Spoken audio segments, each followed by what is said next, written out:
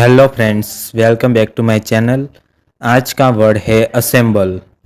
Assemble assemble का हिंदी में अर्थ होता है इकट्ठा करना या जोड़कर तैयार करना। मतलब अलग अलग पार्ट्स को जोड़कर एक कंप्लीट चीज़ बनाना या लोगों को एक ग्रुप में इकट्ठा करना। यह मशीन, फर्नीचर्स या ग्रुप के लिए यूज़ होता है। चलो एग्जाम्पल से अच्छे से समझ लेते हैं। He assemble the furniture at home. उसने घर पर फर्नीचर जोड़ा। Students assembled in the hall. छात्र हॉल में इकट्ठा हुए। She assembled all the parts carefully.